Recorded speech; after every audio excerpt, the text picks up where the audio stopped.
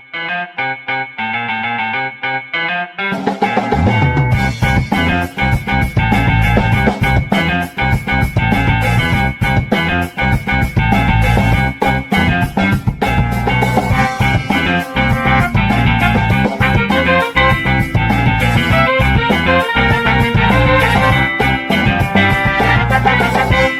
ngomongin birokrasi ala-lan.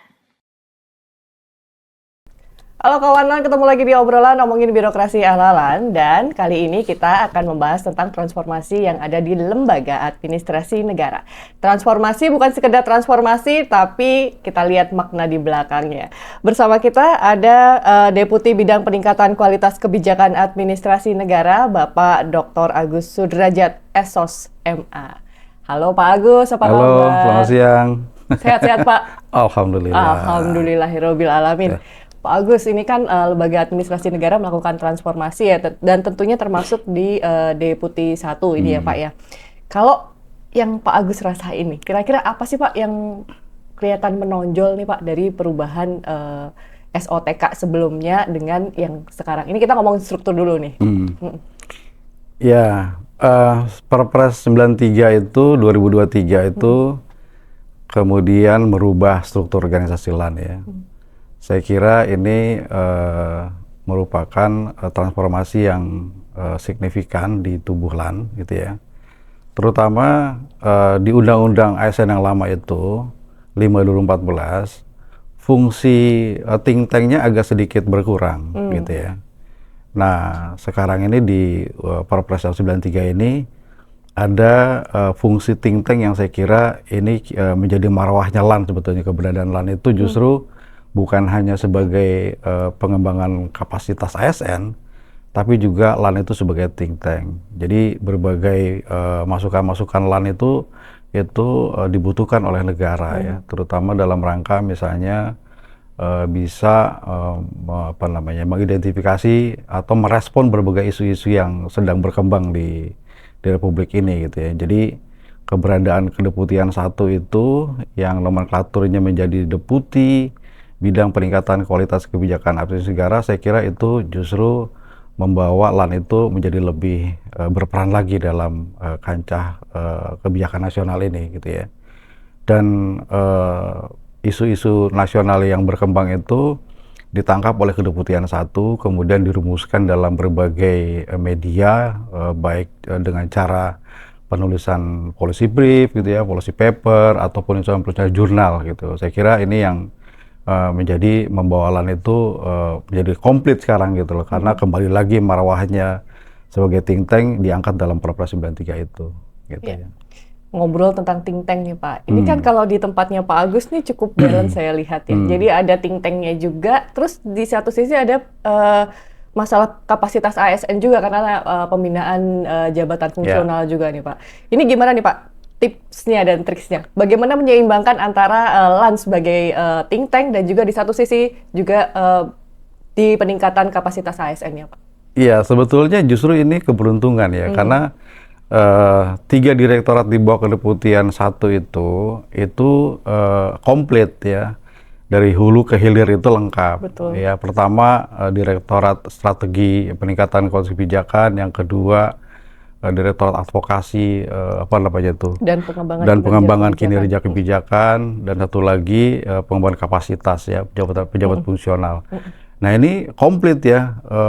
Deputi Strategi itu paling tidak yang melakukan penilaian terhadap kualitas kebijakan gitu ya.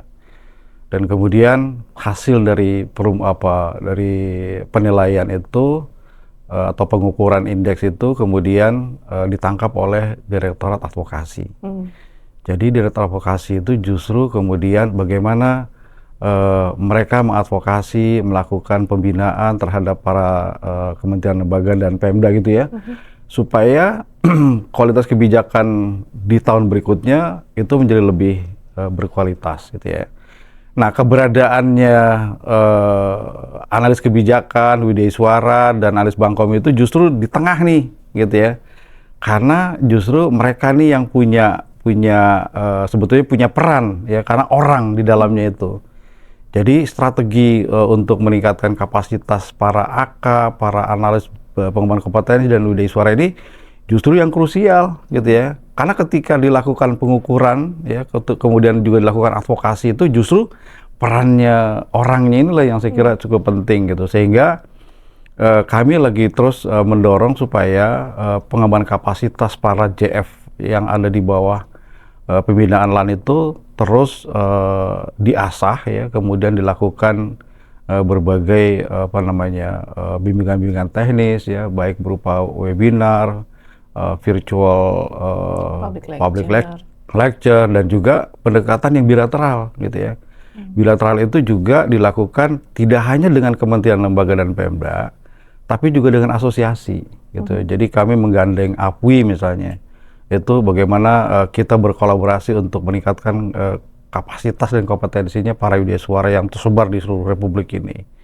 Dan saat yang sama juga ini sebetulnya sudah kita tunggu nih, INAKI nih, bagian dari asosiasi yang mewadahi analis kebijakan publik ini. Baru launching yang kemarin. Baru launching kemarin. Iya.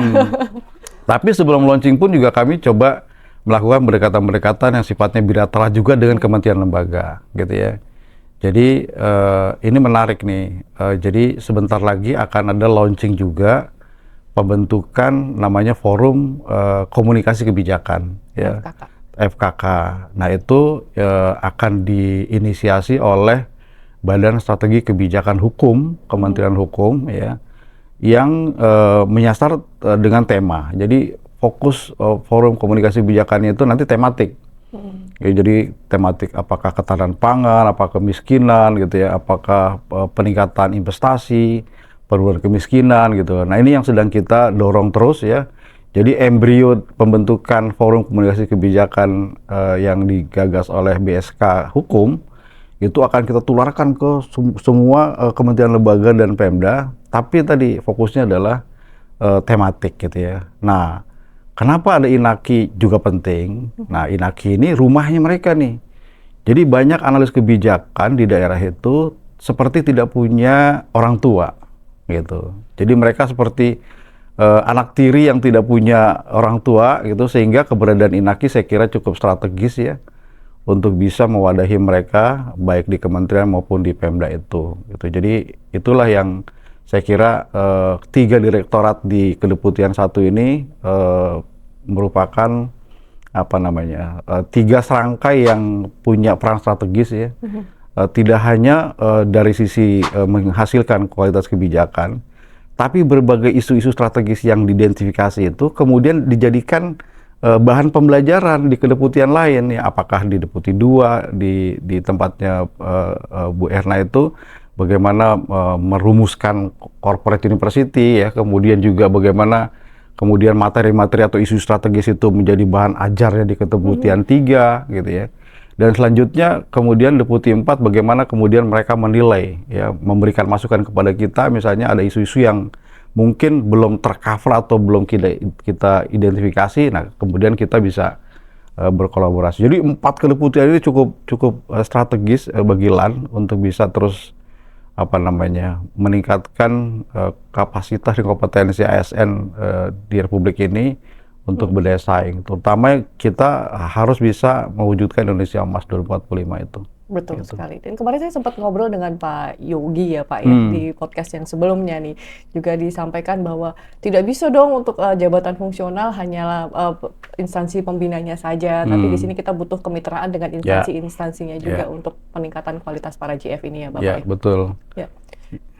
Jadi tadi itu ya, kita sudah bilateral dengan beberapa kementerian, lembaga, bahkan Pemda. Saya juga barusan kedatangan dari Brida Surabaya atau Jawa Timur gitu ya. Itu juga kita mendorong supaya Brida itu juga justru bagaimana meningkatkan kapasitas analis kebijakan di Jawa Timur ya, yang ada 38 kabupaten kota di sana. Nah itu sangat senang dengan masukan-masukan dari LAN itu, karena memang selama ini tadi tuh para AK itu tidak punya bapak angkat atau ibu angkat gitu ya. Jadi sehingga tadi ketika saya sampaikan bahwa nanti akan ada forum-forum, kemudian ada INAKI gitu ya. itu sangat senang untuk bisa memberdayakan para AK di sana itu. Gitu. Baik. Dan saya sempat ngintip-ngintip sedikit nih Pak. Ini kan IKK ini katanya ada sedikit perubahan dibanding sebelumnya. Ini kira-kira bakal seperti apa nih Pak bersama Pak Agus? Oke. Jadi memang ketika tahun ini itu merupakan waktunya untuk mengukur lagi indeks kualitas kebijakan itu. Saya bersama Pak Widi itu kan baru juga memegang IKK ini ya, ketika saya evaluasi ada 39 instrumen gitu ya di IKK itu yang menurut kami itu ada duplikasi pertanyaan, ada duplikasi bahan bukti ya, eviden gitu ya. Sehingga akhirnya kami coba merumuskan untuk simplify instrumen itu dari 39 itu menjadi 11 pertanyaan gitu ya. Dan saya kira 11 pertanyaan itu tidak mengurangi bobot dari kualitas kebijakan itu sendiri, tapi justru lebih mensistemasikan dan kemudian juga tidak memberatkan para kementerian lembaga dan Pemda yang kita ukur.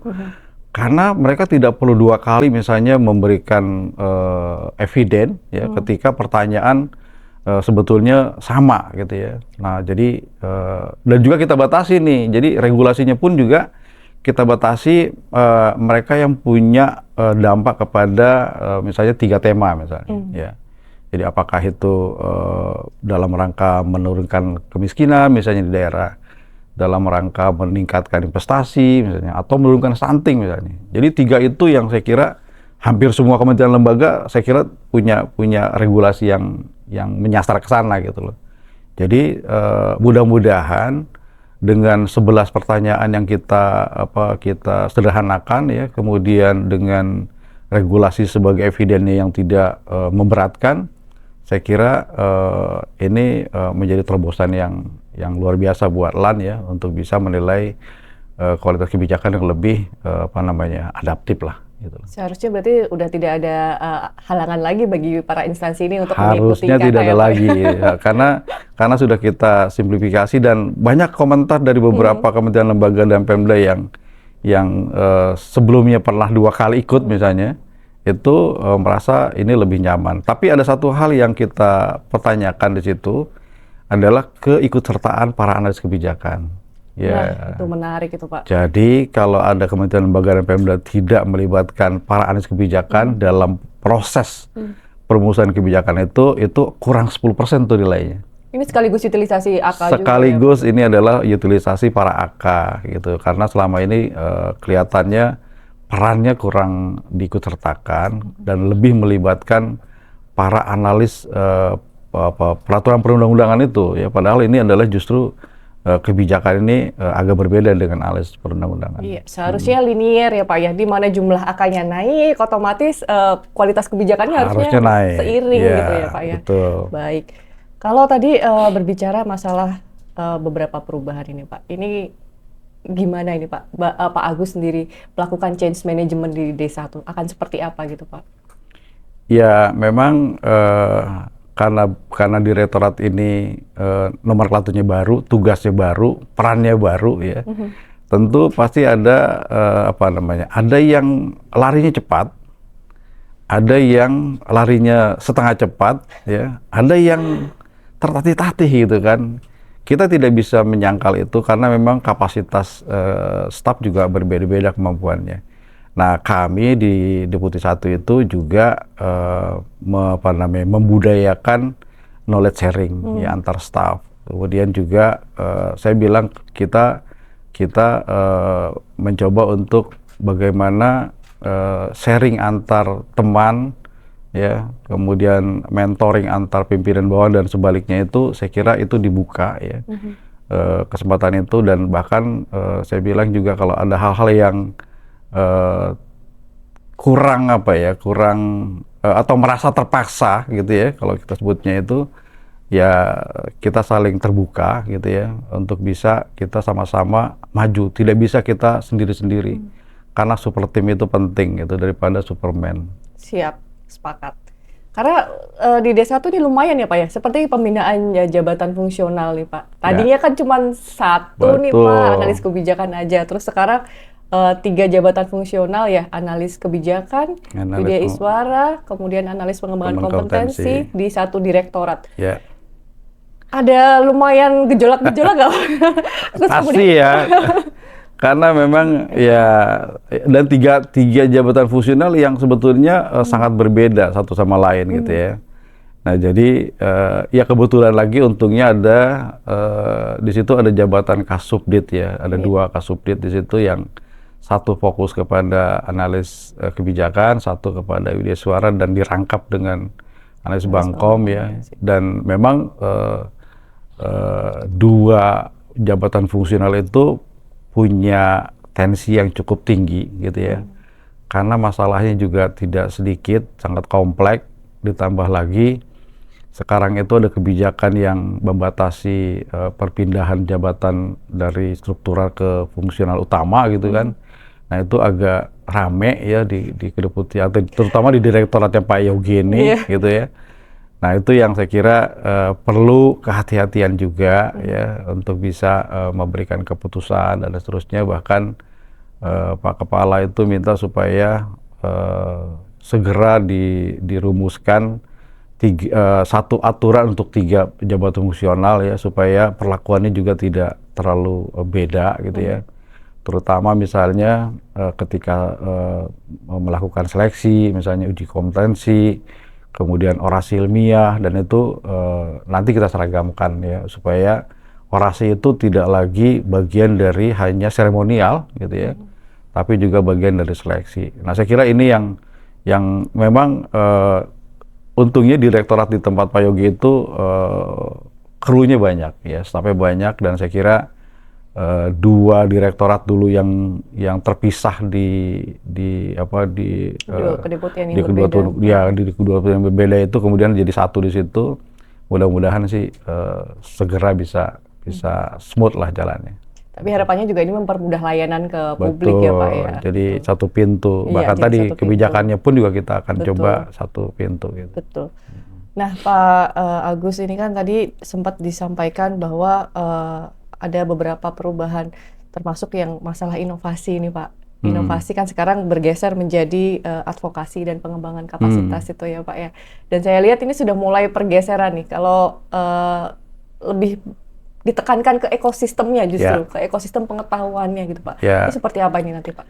Jadi memang, nah ini peran advokasi ya. Jadi kita akan mengembangkan atau sedang mengembangkan model pengembangan ekosistem inovasi dan kebijakan.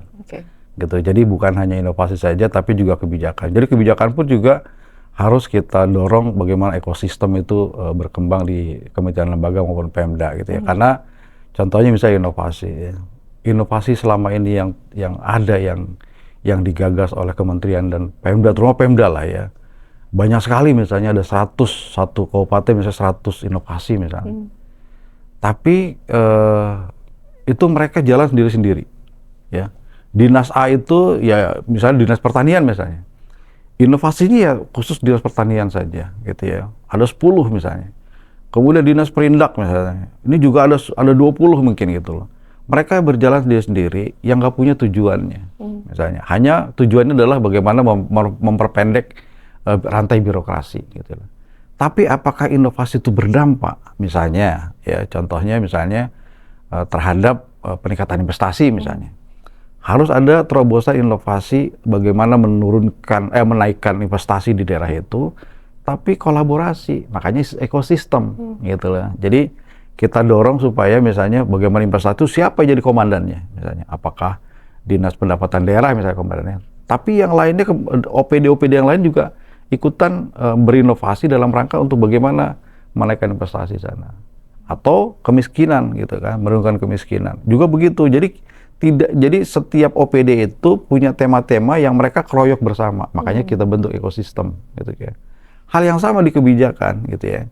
Kebijakan itu ketika kebijakan ketahanan pangan misalnya juga tidak bisa tanggung jawabnya hanya OPD ketahanan pangan, tapi ada OPD lain yang ikutan terlibat, ada biro hukumnya, ada biro organisasinya, ada bridanya, ada bapedanya. Nah, mereka juga kita bentuk ekosistem kebijakan. Jadi itu yang kita lagi dorong supaya ke depan itu berbagai inovasi itu tadi harus mengarah kepada dampaknya apa.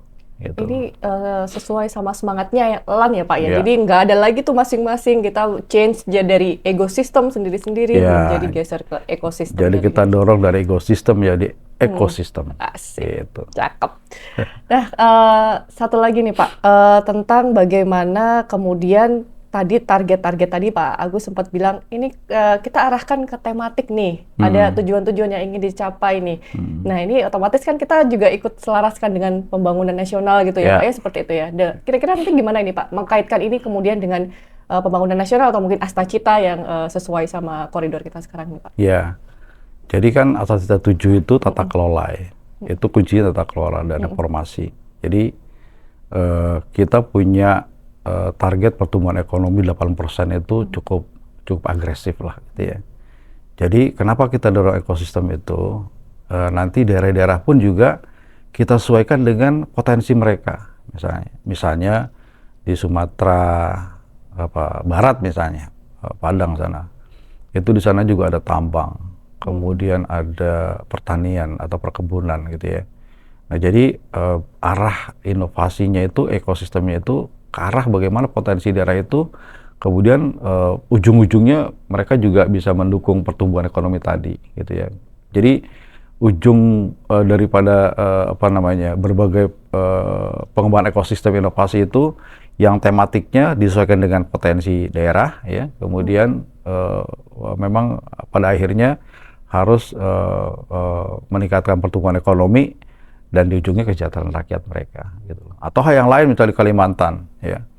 Kalimantan itu juga demikian, tambang misalnya utamanya, ya kita sesuaikan. Jadi inovasinya itu yang berhubungan dengan bagaimana tambangnya menjadi lebih dikelola secara arif, bijaksana, dan tentunya punya andil terhadap pertumbuhan ekonomi, gitu. Harus sesuai sama tujuan utamanya.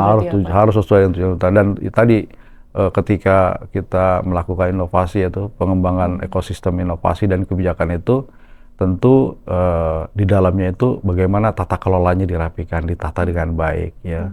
Tidak lagi berbelit-belit. Yang langkahnya tadi ada 1000 langkah, kita sederhanakan menjadi 1 langkah misalnya, seperti itu. Bicara tentang organisasi ini kan pasti ada target nih Pak Agus nih. Kalau di D1 sendiri nih Pak, target yang ingin dicapai nih Pak dalam waktu dekat mungkin dan juga ada menengahnya itu seperti apa nih Pak? Jadi memang cukup berat nih Deputi 1 karena Deputi 1 itu menjadi tanggung jawabnya indeksnya yang ada di nasional ya. Jadi indeks kualitas kebijakan itu targetnya cukup tinggi gitu ya. Dan harapannya di 2029 itu ada 85% kualitas kebijakannya itu baik sekali. Nah, tantangan yang harus kita kita selesaikan adalah bagaimana mengadvokasi sebetulnya. Jadi jangka pendek ini justru kita ingin meningkatkan angka partisipasi dulu deh. Karena apa? Karena di 2021-2023 itu hanya sekitar 30% ya kementerian lembaga yang terlibat dalam pengukuran indeks kualitas kebijakan itu. Itu sungguh jauh dari 650-an satker itu ya, kementerian lembaga dan Pemda itu. Dan kita dorong supaya tahun ini itu meningkatlah sampai 500-an ya yang berpartisipasi. Karena kalau kita sudah dapat angka partisipasi lebih banyak, tentu kita bisa lebih mudah mengidentifikasi ya mana KL atau Pemda, provinsi, kabupaten, kota yang nilainya itu masih di bawah baik misalnya. Nah, itu yang kita fokuskan. Bagaimana supaya di tahun besoknya 2026 itu mereka yang tadinya masih cukup menjadi baik, yang sudah baik menjadi baik sekali dan terusnya sampai unggul gitu loh. Jadi itu yang saya kira jangka pendek ini adalah bagaimana partisipasi dan kedepannya ya capaian 85% itu bisa tercapai. Ibarat orang sakit, diagnosisnya nggak meleset gitu lah ya Pak. Nah, itu. Jadi makin banyak angka partisipasi itu, kita lebih mudah mengidentifikasi dan mendiagnosa. Gambarannya lebih sesuai gitu ya Pak. Gitu. Oke. Itu tadi jangka yang pendek nih Pak. Terus next step-nya pengennya seperti apa nanti Pak? Ya, sebetulnya jangka panjangnya kita justru bukan hanya melihat dari sisi baik sekali atau unggul ya. Tapi kita tidak mau lagi dengar isu-isu duplikasi kebijakan, duplikasi peraturan perundang-undangan, dan berbagai peraturan yang justru menyulitkan misalnya investasi misalnya gitu ya. Karena selama periode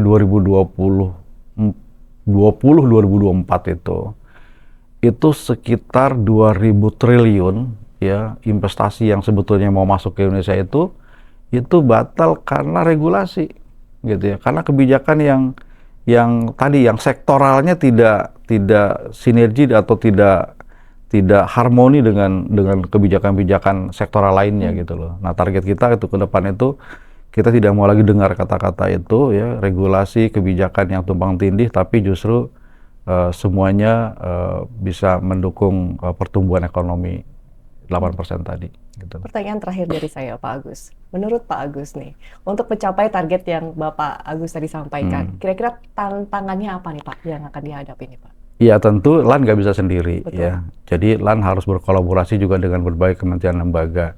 Nah, saya sudah bersama Pak Widi, Pak Yogi, Pak Seno itu menggandeng berbagai stakeholder. Ya, misalnya saya aktif dengan Bappenas misalnya. Lebih mudah karena saya pernah di Bappenas ya. Kemudian Kementerian Hukum, bagaimana kita menyelaraskan indeks kualitas kebijakan dengan indeks regulasi ya, reformasi regulasi, dan dengan badan strategi kebijakan Kementerian Dalam Negeri juga kami mendorong supaya berbagai kebijakan di daerah juga menjadi lebih baik gitu ya. Dan banyak lagi kementerian-kementerian lembaga yang kita coba dorong supaya bisa berkolaborasi dengan LAN supaya tugasnya kita tidak berat gitu ya. Nah, kunci untuk peningkatan kualitas kebijakan di daerah itu tentu adalah Kementerian Dalam Negeri. Jadi kami intensif dengan Kementerian Dalam Negeri untuk menjaga itu ya, dan juga mencoba menembus berbagai birokrasi yang sulit ya. Misalnya pendekatan-pendekatan dengan forum SES ya, forum Sekda, forum asosiasi pemerintah provinsi, pemerintah kabupaten kota, itu kita dobrak supaya kita bisa tadi meringankan bebannya LAN sendiri. Gitu. Memang kalau namanya tantangan selalu ada ya Pak ya, tapi pasti tetap semangat. Tapi LAN harus semangat ya, dan kita mendorong anak muda justru ini yang terus harus punya semangat yang tinggi. Semua harus berkontribusi. Harus berkontribusi. Gitu. Terima kasih banyak Pak Agus atas waktunya. Sama-sama. Iya. Dan kawan LAN, banyak hal yang menarik yang saya ambil dari percakapan kita kali ini, tapi saya menggarisbawahi satu hal penting nih. Administrasi negara itu sesungguhnya adalah denyut dari pembangunan nasional itu sendiri. Yes. Jangan jadikan ini sebagai beban, tapi justru ini adalah enabling factor untuk Indonesia yang lebih baik lagi. Sampai ketemu di sesi selanjutnya. Dadah!